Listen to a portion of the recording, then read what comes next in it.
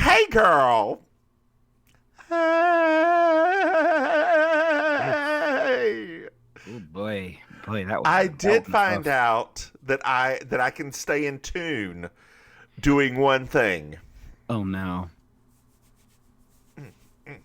Come on, work out their breasticles. You ready? You ready? Yes. Well, you can tell by the way I use my walk. I'm a woman's man. No time to talk. You did stay in a key that whole time. That's exactly right. Staying alive. What? Staying alive. I didn't say it was good. Well, you were in key till the very last Staying Alive. Well, I did back away and because I didn't want to blow out the mic, right? I give you a B for effort. B for effort. That's fine. I will take an A and B because I tried. Abbott. Yeah. Do you remember Abbott? A's and B's because I tried. Yeah. Girl. Oh, why did you have to bring? Girl. Oh man. And we are as much as our school system tried, we all just turned out to be cynical and depressed. Girl, my work now does superlatives. No. And I'm like, I look around, I'm like, y'all, this is what we did for white people to make white people feel special in high school, right? Except for that, there were the two best athletes that were black, but the rest of them were white. Yeah. Did you get a superlative at I did. I got most likely to do something. I don't remember. Was it? Maybe it was most intelligent. Maybe I got most intelligent. Yeah. Because it wasn't most likely succeed. No, that was, that person's successful now. Yeah, they are. They're the doctor, right? That's the doctor? Well, it was the doctor and the drone maker. Got it. Yeah. Oh, yeah, because it was a boy and girl. Yeah, that's right. Of course, we're gendered. Yeah, I forgot. We're gendered. Girl, speaking of gendered. I was most outgoing. Speaking of gendered, I saw a I'm going to need you to look up something for me real quick on your phone while you're sitting there. Okay. They have the worst tattoo I think I've ever seen. Okay. I'm going to need you to Google Sam Smith romance tattoo. Smith romance tattoo. Okay. Yes. I'm going to need you to Google this. And dear listeners, you may Google this as well. Wait a minute. They have the word romance tattooed on their belly, melting toward their belly button. It is the worst tattoo I've seen in a long time. That's terrible. That is... I don't understand. I know. I thought it was fake, but it's not. It looks like they just really like doing very bad tattoos, apparently, because there's also one on the anchor on the neck. Yeah. It's they look so cheap. I mean, and there is maybe they're trash person. I don't mean that trash. Maybe they're dead common. Maybe they're trash person. That's not what I meant. Did you just say?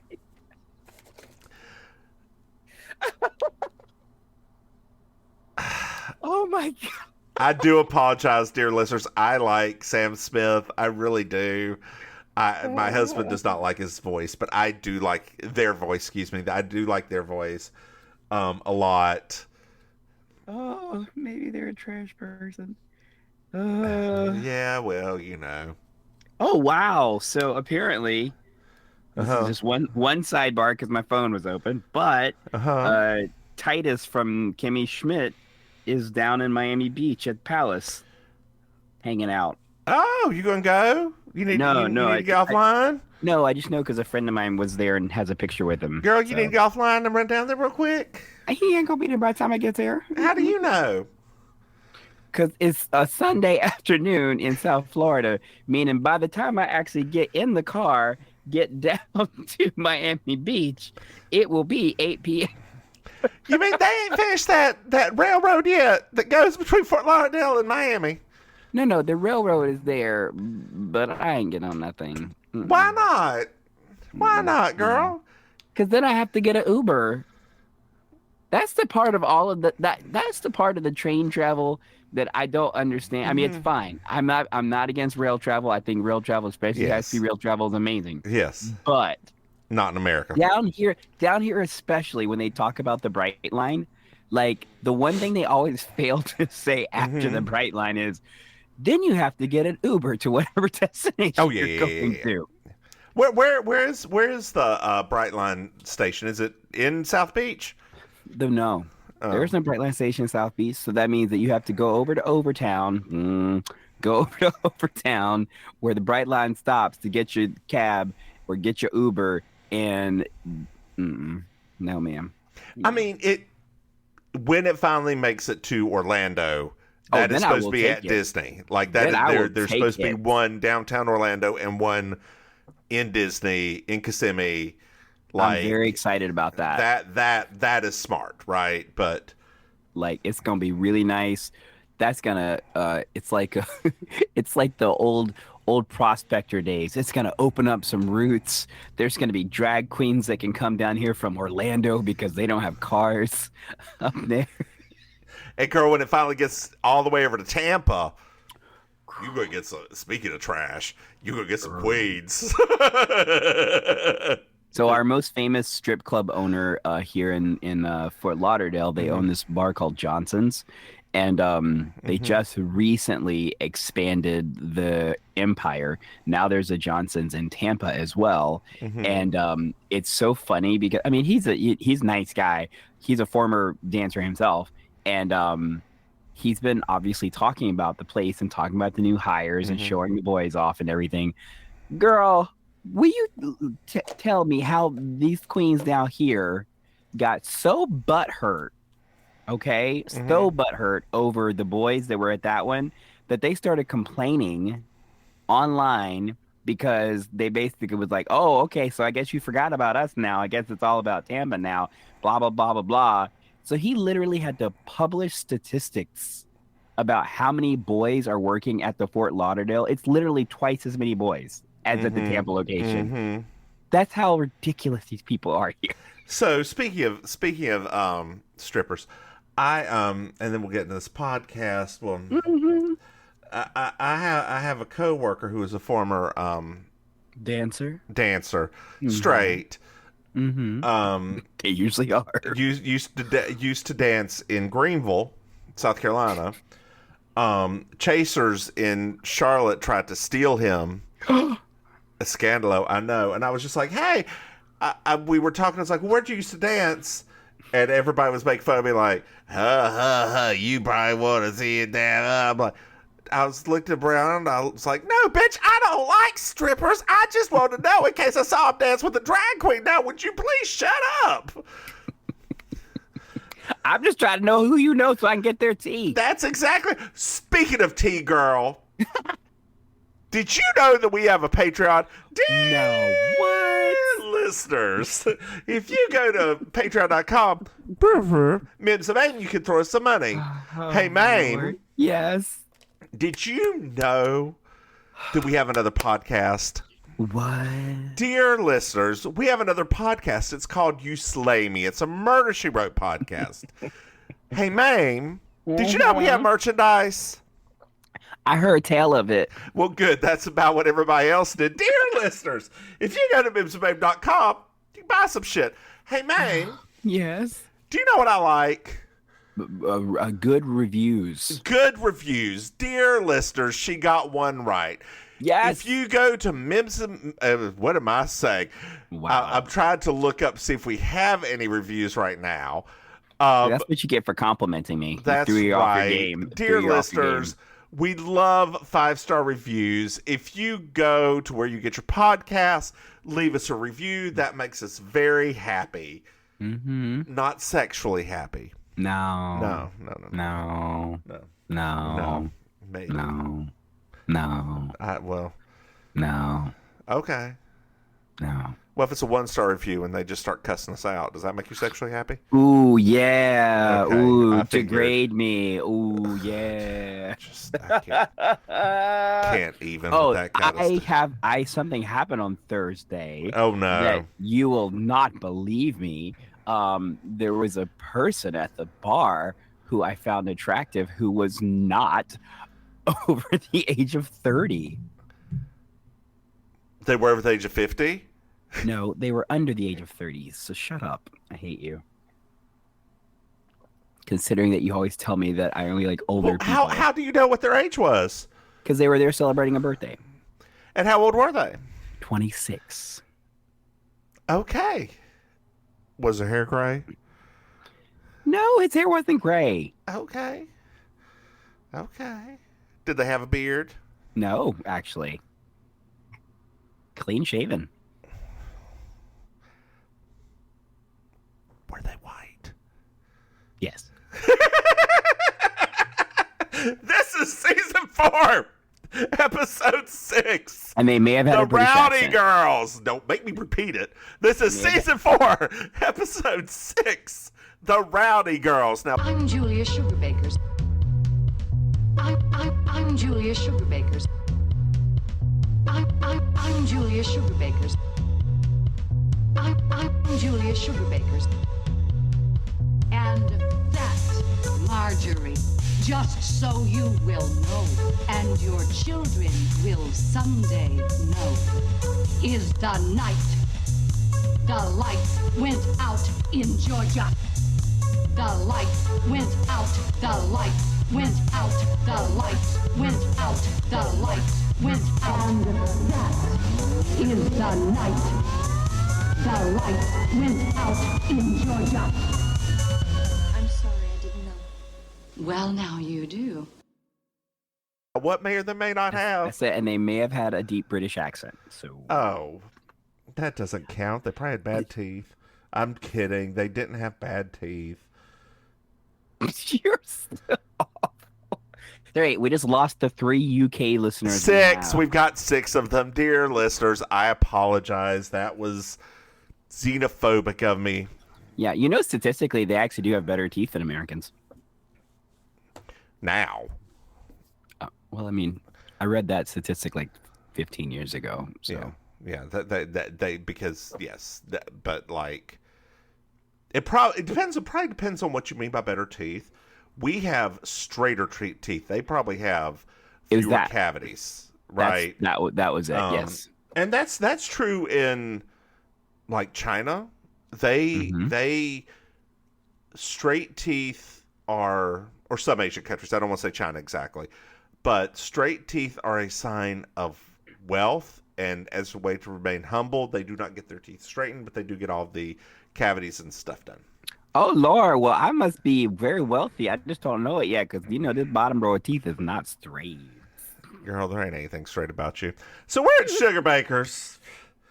Not even my stitches. But that is what stitches get. Girl, we are never going to get through these podcasts. And Maryjo is filling out a medical questionnaire. The mother of all medical questions.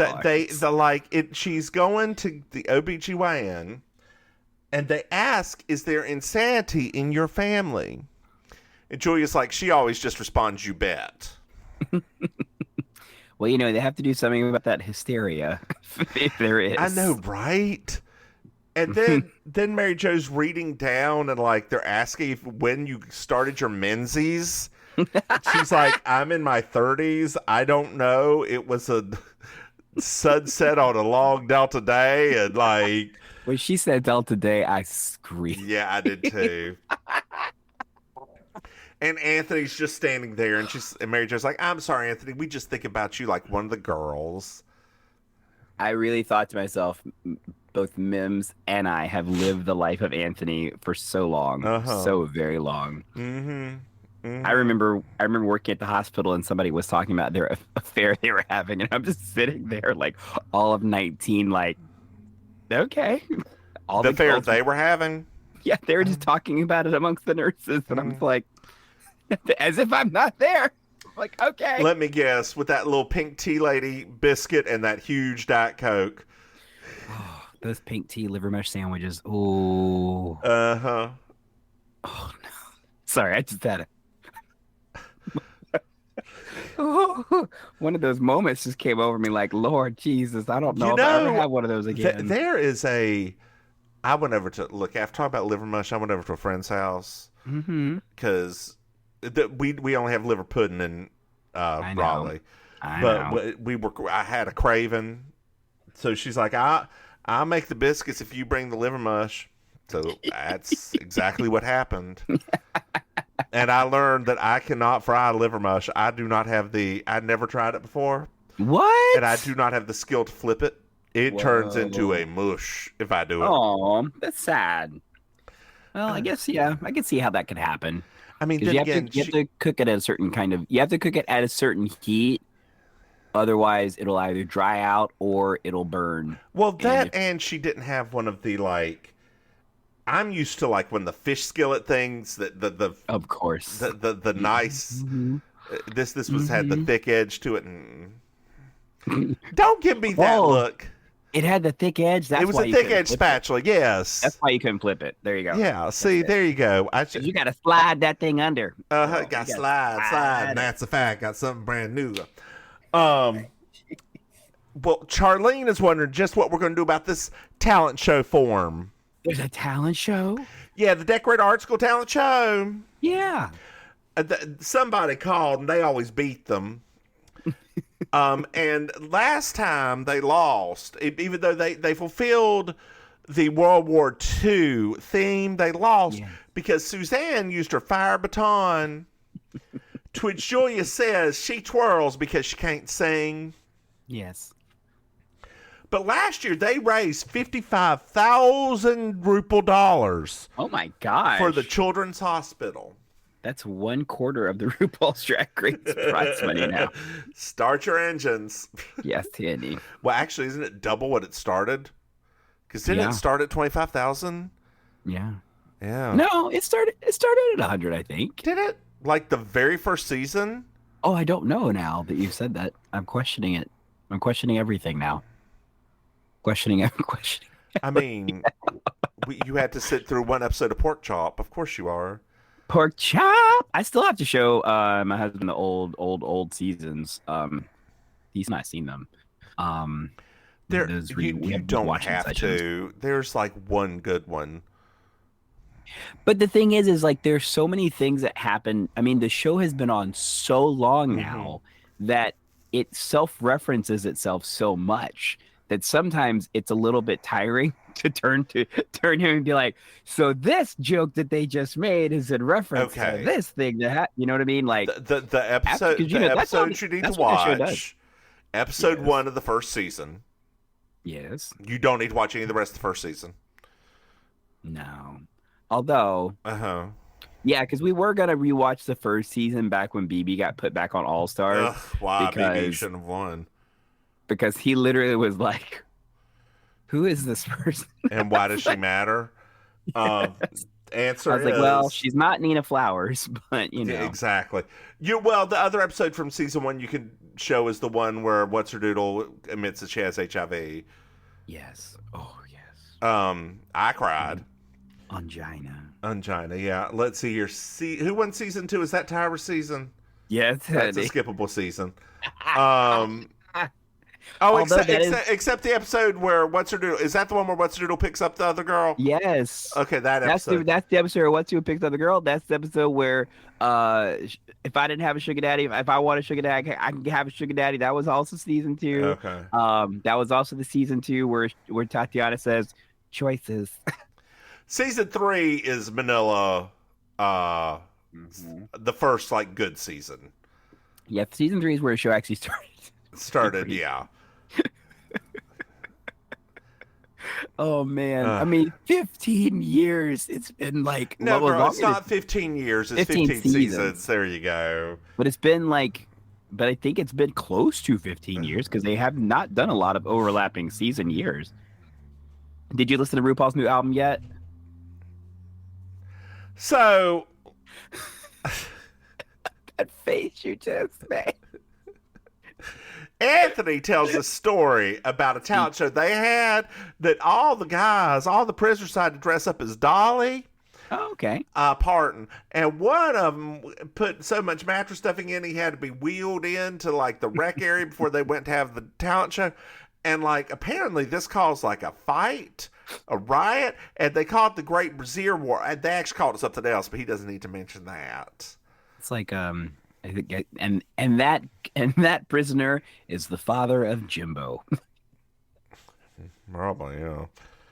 I want to say Suzanne's here. Hey, Suzanne. And she has an idea, but we aren't going to listen to it because she's like, I've got an idea, and nobody listens to it. But Anthony suggests Motown. Oh yeah, people love Motown. People love Motown. It's easy to lip sync to. You know, Pat Boone was doing it for years. Whole career. Charlene's like, we could be the Supremes, and my cousin Mavis, who conveniently lives here now, can teach us how to dance. Oh, that's nice. Isn't it? It's very convenient. A lot of convenience. And Suzanne has a little bit of problem with it because she just doesn't think it's believable for 4 white women and one of them pregnant to be the Supremes. But if they're going to do Motown, she'd rather be Glass Knight and the Pimps. It's Suzanne. That's not what they're called, dear. How do I know? I don't listen to the radio. Exactly. Oh God! So we're at Mavis's now, and she's teaching dance. Oh my goodness! And it is super 80s. It is super 80s, and like, I love that Suzanne is in her high heels doing it. Julia is too. Is Julia she? had on heels Okay. too. Yes.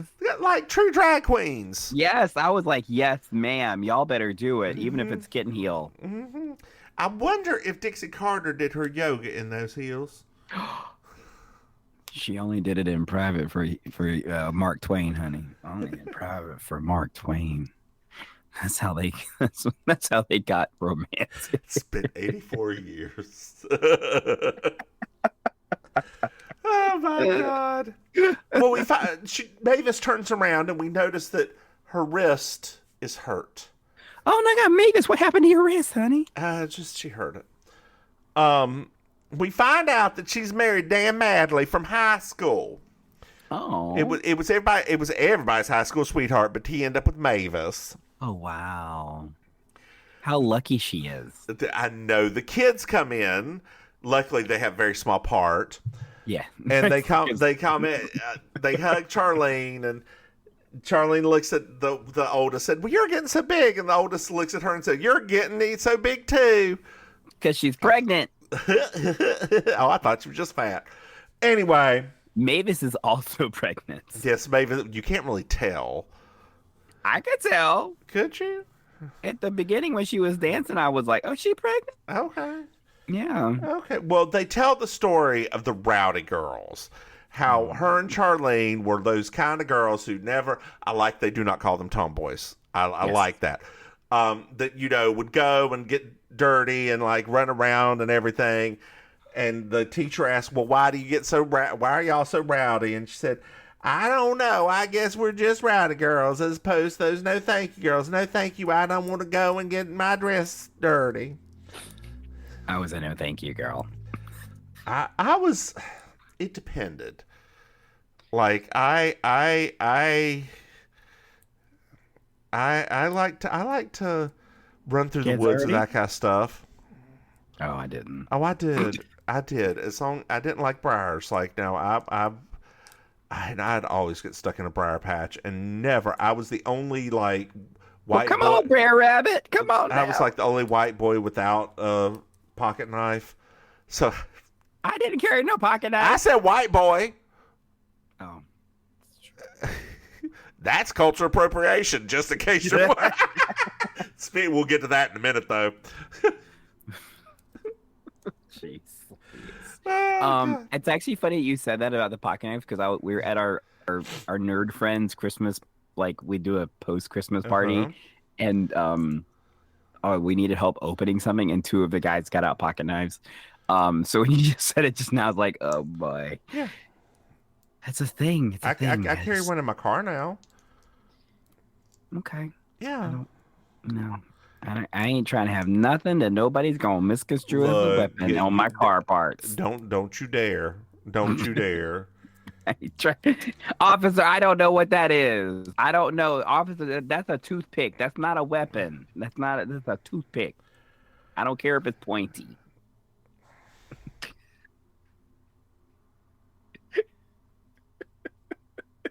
Don't be calling for backup. Well, we find out that Mavis's mom and dad died. So the everybody leaves, like Charlene, and they all go outside, and Suzanne is coveting Dan. Yeah, because Dan came over. We forgot to cover that Dan came in. Oh yeah, Dan came in, and he's very nice. Very nice, big old, nice Beauregard Southern boy. Yeah. So everybody's leaving. Oh no, Charlene forgot her gym bag. Oh no. She goes back in. Oh no, Dan's screaming at Mavis about how he comes first and how dare she. And then he smacks her. And Charlene cries and leaves. It was a very Lifetime movie moment. Yeah. Yeah. Charlene did the right thing because she should get the hell out of Dodge, right? Mm-hmm. Because he would have done it to her too. Mm-hmm. That's exactly right. We're at Sugar Baker's now, and Charlene is upset. I would be upset too, girl. And they're talking about why women do this, and Julia starts talking about it a little bit, and Maryjo just says, "I tape Oprah too," and talks about the statistics of all of abuse. I tape Oprah too. Yeah, I caught that. Didn't you? Yes. Which is interesting because Oprah was on ABC, not CBS in Charlotte. Yes, but at that point, Oprah was she was big at that point. She was big. She was big. Cultural landmark. Or was she small? Oh, at that point she was. I think that's about the time of the Fat in the Wagon. I think so. That was like 89, right? Yeah. 89 or 90. Yeah, we're getting close to that. Yeah. Dear listeners, if you ever want to see a cultural moment, Oprah Winfrey walking around that studio with all the fat she lost in a little red wagon. And then she gained it back. Well, it's probably healthier for her to have it. No, it probably is. I mean, doctors have said already, like, that yo-yo dieting is worse for you. That's what she gets for listening to Dr. Phil for anything. Girl, right? And Oz.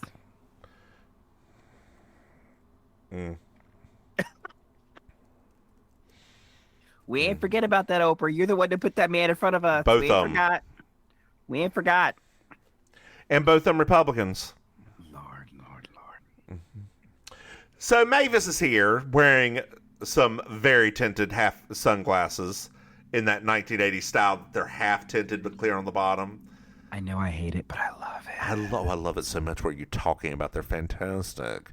Those ombre sunglasses that those so women used to want wear. some. Yeah. Do you not want some? No, I want some badly, but like, I've actually got a few. I got them at the beauty supply place. Not at beauty supply, girl. Girl, they got some good sunglasses there. They got good ones. And what are they, 2 for $10? Yes. That's exactly how much they cost. I know.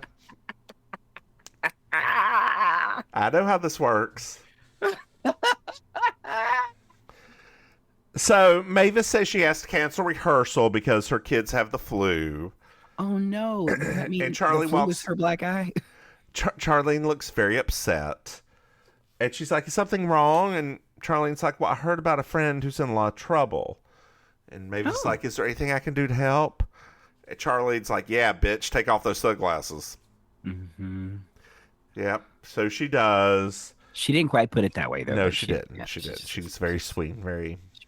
Very, very, very. Look, cryy. I cried a lot during this episode. Oh yeah, I did. It was very heart wrenching. This is one of the few episodes that I can specifically remembering when it came out.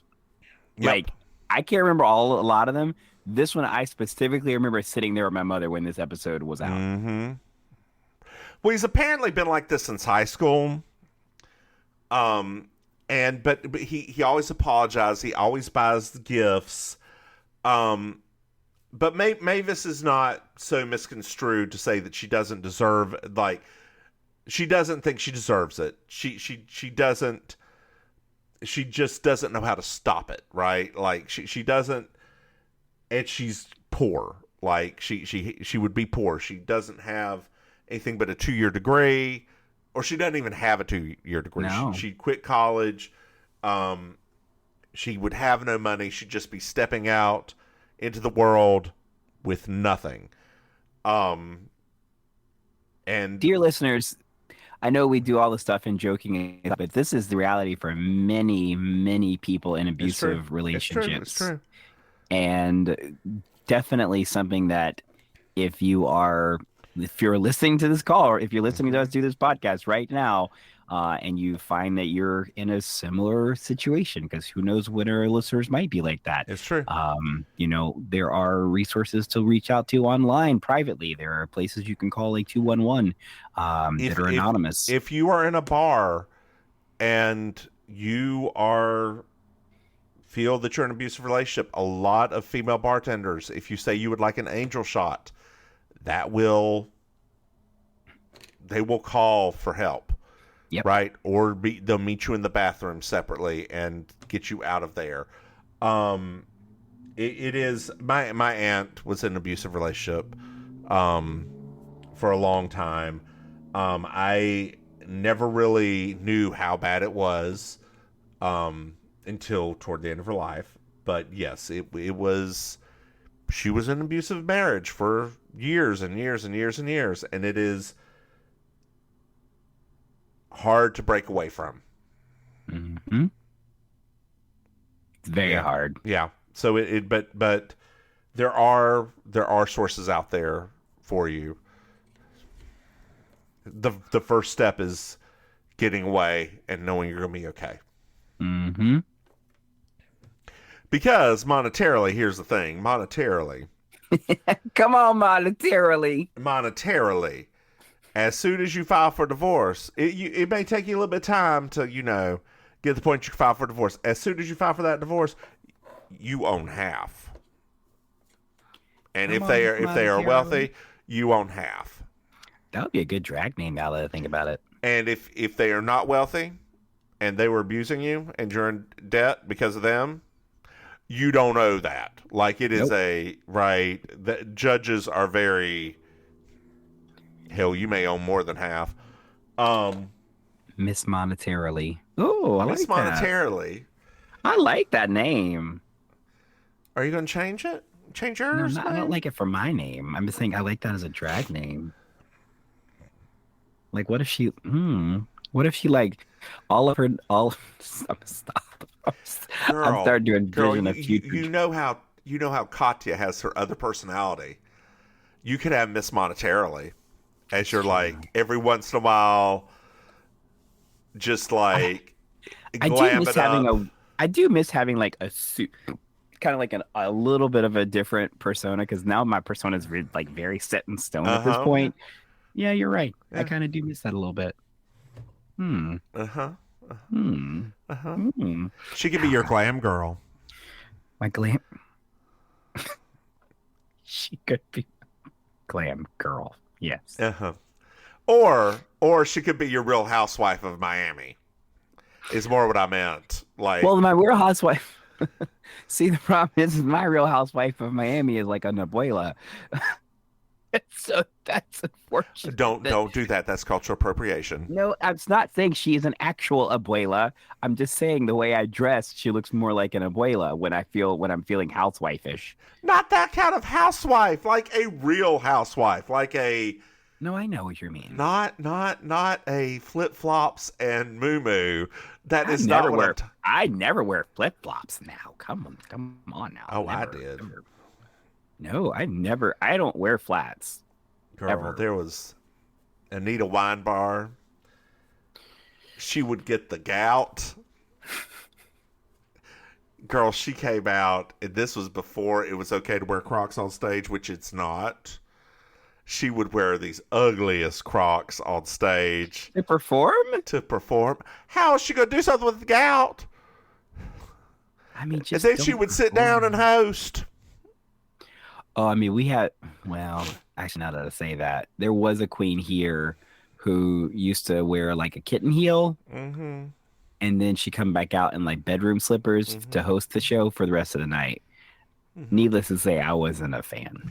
Now, I would wear those heels, but then like if they got too painful, I'd switch into flip-flops. Like when it was time for that third act and hand out those prizes, like, because that grand prize thing would go on and on and on and on. Sometimes you just had to change. I often think about you sometimes when I do mine, because I'm literally in like those heels for like 5 hours.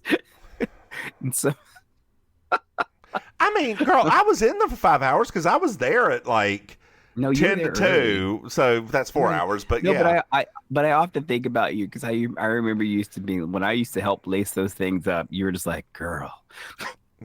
Oh, you were already upset.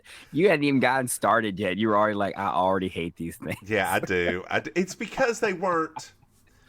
I mean, you got flat feet, so those are not good for your feet. They are not. No, they ain't. Is it time for the talent show yet? Not yet. So it's a little bit later. Okay. And Mavis is gone. Suzanne is here, and she has to fly to Memphis. But she'll meet them at the show, right? Oh, okay. Because a judge got sick at a beauty pageant, so she's got to go. She's going to judge real quick and come on back, okay? Oh, nice. So, and she even bought some dark body and face makeup. What now? So they could look like the Supremes. She got a what now? What now? She got some dark body and face makeup. Because she said if we are going to be the Supremes, we need to look like them. And Maryjo says, well, that's racist. We are not going to do blackface. And she goes into, well, if there was an MLK movie and Dustin Hoffman is going to play MLK, I'm pretty sure he would put on blackface. To which Julia said, no, a black person would play MLK. And she was like, well, that's just racist. Well, that's racist because wouldn't you want the best actor to play MLK? And that would be Dustin Hoffman. So let's have this discussion right now. Oh, no. Do you want to now or at the end of this? At the end? I think we should have it in the middle because there's funny stuff at the end, right? So I want us to let me get to what Anthony says and we'll start the conversation because Anthony, they ask Anthony about Anthony does make a because Anthony makes a point. They ask Anthony about his opinion. It's like, well, Suzanne does have a point. Eddie Murphy did whiteface, so Laurence Olivier darkened himself up for Othello, and you just shouldn't do it with while you're doing tap dance and eating watermelon. Now, go on, girl. So here's what's really funny is that, so what Anthony's point was, and I know that like at this point now, people would look at this as like a scandalo of the highest regard. But in the 80s, especially when it came to things being of a comedic nature, but not of a degrading nature, people now would not understand. I mean, they wouldn't know. Young people now would not understand. They would have no context. But back then, it actually wasn't a big deal. Like, it wasn't a situation where people were angry, people were upset, anything like that. In fact, it's not even. I mean, there's like 3 or 4 of like some of the funniest comedic moments of the 70s and 80s involved in this kind of like race switch, right? So, like you said, Eddie Murphy was famous for it when he did it. He did it multiple times. Gene Wilder did it in Silver Streak with Richard Pryor. Richard Pryor literally put him in blackface so they could it was like a disguise. And so it's one of those things where it's not. I would never say, as a person of color, I would never tell people now no, it's okay to do, because now it's not okay to do. It's the context and the understanding of these things is different. Because the acknowledged power dynamics of everything are different. But don't look at this as like a thing of, that's why I was joking before. I was like, I hope they haven't deleted this episode because of current times, because you have to understand the time back then. And to be super frank, like that just wasn't, if you weren't degrading people back then, it wasn't considered as much of a thing. It wasn't like a ha ha ha ha ha, like we're making fun of people. So, and the question that was posed when my husband and I were watching it, is this blackface? Technically, no, because it is not. It is not what, as Anthony put it, the white people in dark face with the white lips and eyes. Is it cultural appropriation? Yes. Yes, exactly. But it's very strong cultural appropriation, right? Mm-hmm.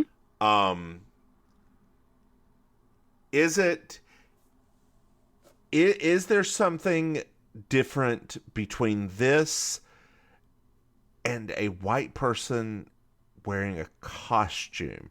That's where you start getting like for Halloween. Well, I think that this is why I think it's different, right? And it's still within the context of what we've been talking about, which is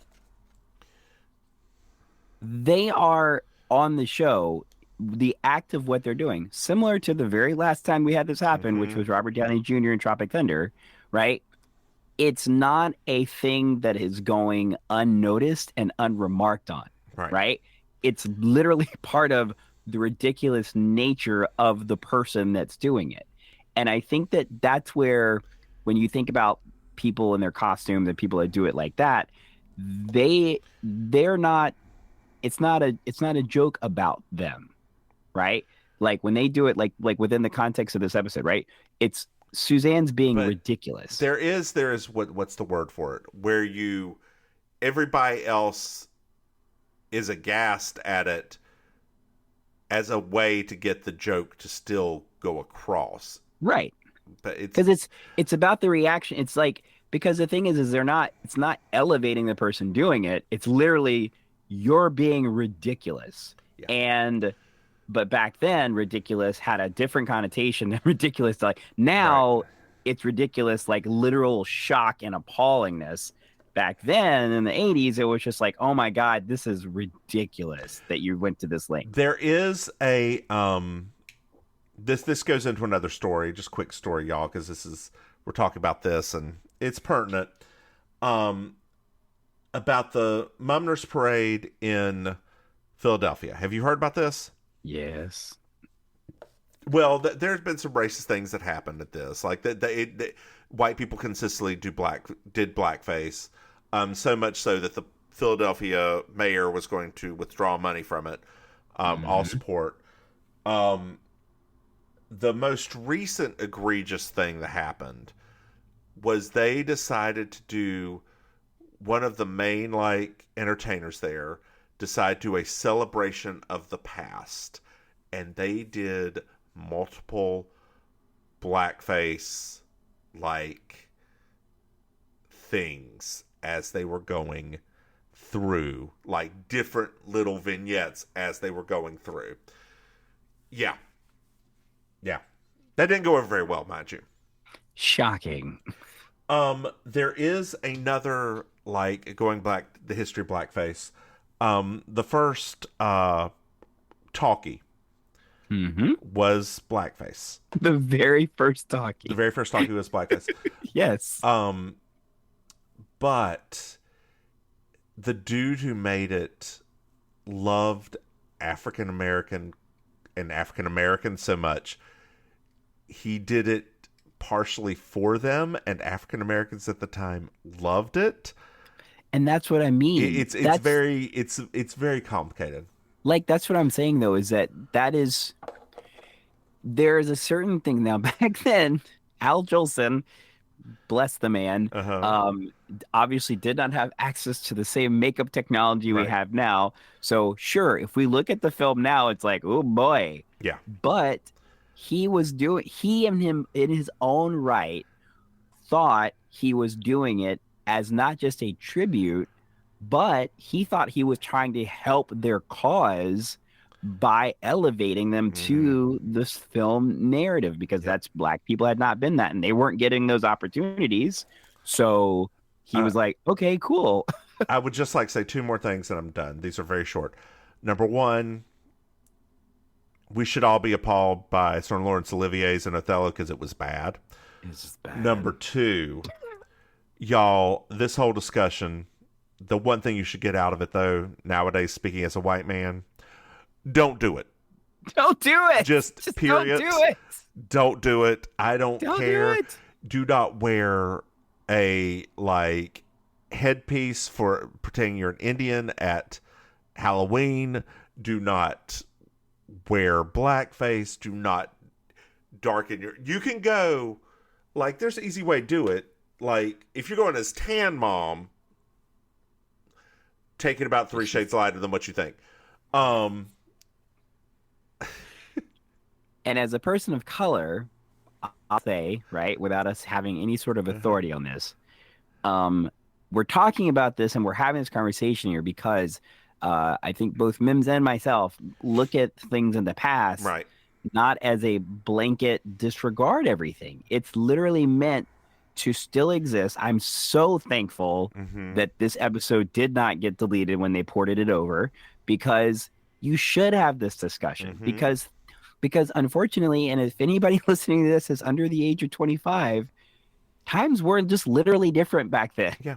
And it doesn't mean that they were bad or good. It just means they were different, and you should just talk about them as opposed to just saying, I don't want to see that. So that's, that's just my POC it did go as far as there was a blackface joke in 30 Rock. Like, Tina Fey should have known better. She should have known better at that point in time. Like, at that point in time, she should have known better. Brooklyn Heights should have known better. Am I wrong? I'm not. It's just all of it's ridiculous at this point. It is. White people are ridiculous. White people are ridiculous. So we're at Mavis's now. Hey, Mavis. Charlene is there. And she's like, come with me. I know that you have to leave. You're going to just get the kids, come with me. I know you're going to have to make a fresh start. Everyone gave you money. Even Anthony gave you $50. And I was crying. Like, when I saw that $50 bill, I'm like, holy shit. Even Anthony gave money. Holy shit. Never even met the woman. Gave her money. And Charlene's like, I know you maybe can't leave now, but just think about it. You can meet me at the art center. I'm going to be there till 11. Okay? We're at the art center. Suzanne is running late. Anthony's about to lip sync a duet without her. Without her. She ain't even there. And Charlene forgot to call her to tell her to not wear makeup. What? Yeah. Yeah. And so Anthony's been called up to stage. He's going to sing Love is Strange. Alone, I guess. Oh, Lord. So Julia prays for common sense, and here's Suzanne in blackface. Now, I want to go on record to tell you and our listeners, and she will have no problem with me saying this, because it wasn't a big deal back then. My mother, upon Suzanne being revealed in blackface, literally said, "She looks good." It burned itself on my brain. She literally was like, "She looks good like that." I was like, I was too young to understand. Julia says, "Don't you come near me." Like, don't you come near us in that blackface while we're performing. Suzanne's like, I have to. I'm a Supreme. Which Julia says something I think is minorly racist. I don't care if you're a California raisin. Stay away from us. Like that. Yeah, exactly. So they're going to do Diana Ross and Supremes. We pan back and see Maryjo, who's obviously going to be Diana. in like drag makeup. Like she is contoured to the gods. She is beat. She is beat. Overlined lips, everything. Hard. She is beat hard. They let her face there to die and get resurrected. Like she is beat harder than Mavis. Like she does look like an 80s drag queen. Just gonna let that joke go. No, I heard it and I'm gonna let it go. Okay. She looks like an 80s drag queen. She really does. She does. You can tell that that's probably who did her makeup for this episode. So Anthony's doing the number. Suzanne comes out. She is working it with him. Like I loved it. I literally loved it. The way she strummed the guitar at the end as they're walking away. I was like, that little move she did where she's like jerking around. Much chemistry. Like I loved it. Like no lie. What do the young people say now? No cap, right? I loved it. I was like, this is adorable. So the Supremes come on, and like they're all doing the singing. Suzanne shows up behind them. Julia like pushes her away. She ends up beside Charlene. She don't know the choreo. No. Charlene looks around. Mavis is there. Jean Smart does some fantastic face acting. She does. Like we always get these little glimpses in these episodes of her. They break out into Ain't No Mountain High Enough. And I will tell you right now, this moment burned itself on my brain for the last 30 years. I still sing this song and have them in my head every time it comes on in my brain.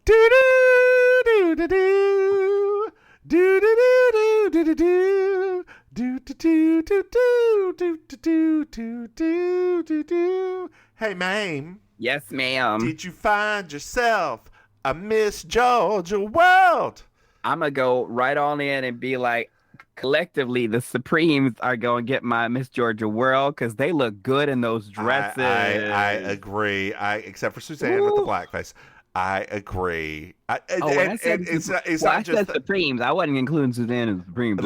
And it's not just the blackface. I did not like that color green on her that much. And they did it to compliment the blackface. Like that is why they did it.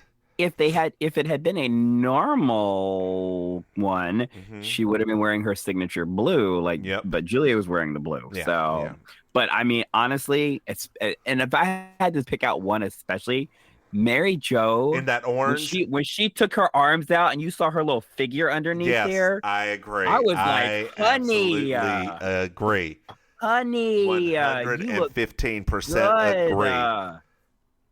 I mean, she looked better than most drag queens now. I was like, yes, ma'am. Did you enjoy this episode? I did enjoy this episode. This episode is one of the few that I have fond memories of sitting with Mom and watching. And you know what? Like I said, I am not a person who thinks you don't need to talk about the past. You do need to talk about the past. You need to talk about it within the context of the past so that people have a better understanding and don't just blanketly throw stuff away. I do. I thoroughly enjoyed this episode. I think that Mavis was a very good actress. Yes. I think that this is that storyline hits hard as an adult in a way that didn't hit us as hard as to me as a kid. Like, because I didn't understand what I was happening. I didn't understand because you know people now that have gone through that, and it hits hard, and it still hits hard. It also is very apparent that Suzanne and Anthony should have had a spinoff of some kind or another show together. It should have been a spinoff. Their chemistry together. I don't even think. I think that when Delta Burke had her show Delta, she should have brought him on because their chemistry together is so good. I just don't. To me, and obviously I realize there's contracts and things like that. I feel like that is why her spinoff show didn't do well. Yeah, is because it was missing that element. Yep. Like those two have a thing together that's magical. Yep. And it's I mean, it is what it is. Reality is what it is. But man, this episode, I remember just looking at their faces as they're doing the number, and they both just look like they're having such a good time that, you know, I mean, the ladies doing the scream to not have that same look. Julie looked like a deer in headlights the whole time. Yeah. Which I did not understand. I was like, Julie, are you not having fun, girl? Like, I mean, I get that you're supposed to be suspicious of Suzanne, but after that has gone and passed, like, you should at least be smiling. When they did that close-up shot of her, and she looked like Betty Davis and whatever happened to Baby Jane, I was like, girl. Maim, why don't you tell our dear listeners where they can find you? Sorry.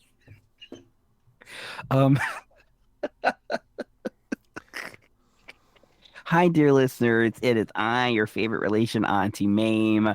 If you'd like to follow me on social media, you can do so at Auntie Maims with an S. You can also follow me with the It's Happening Out crew, which is at It's Happening Out on YouTube and Facebook and all of those platforms. It's a weekly talk show that I do every other week. And if you want to find me in person, there are a few places down in South Florida I perform with. So the Villain Theater in Miami, which you can find out about them at villaintheater.com for improvised comedy and stand-up. The Kill Your Idol Bar in South Beach is where I host Amazing Colossal Karaoke every Thursday night.